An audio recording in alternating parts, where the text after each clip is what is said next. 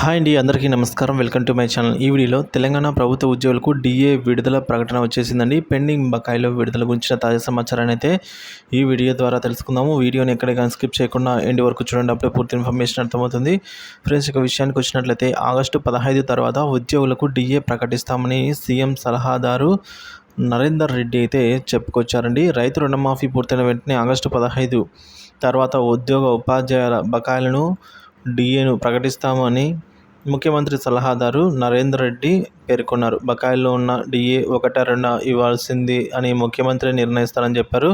అలాగే యూఎస్సీ, జెడ్కో, అలాగే టీటీజేఏసీ తదితర ఉపాధ్యాయుల సంఘాల ప్రతినిధులతో శుక్రవారం నాడు నరేందర్ రెడ్డి గారు అయితే చర్చలు జరిపారండి.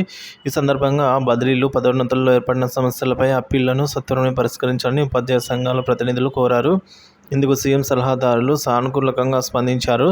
సో దీనిపై అధికారులను ఆదేశిస్తామని చెప్పారనమాట. అన్ని సంఘాలు చర్చించి ప్రాధాన్యత క్రమంలో సమస్యల జాబితాను ఉమ్మడిగా రూపొందించి ఇవ్వాలని ఈ సందర్భంగా సంఘాల ప్రతినిధులకు నరేందర్ రెడ్డి గారు సూచించారండి. ఇంకా 3 జేఏసీ ప్రతినిధులు అధికారులతో సమావేశం నిర్వహించి సాధ్యాసాధ్యాలపైన అయితే చర్చించిన అనంతరం ముఖ్యమంత్రితోనే సమావేశం ఏర్పాటు చేసి సమస్యల పరిష్కారాన్ని అయితే చేద్దాము అని చెప్పేసి కోరడం జరిగింది ఫ్రెండ్స్.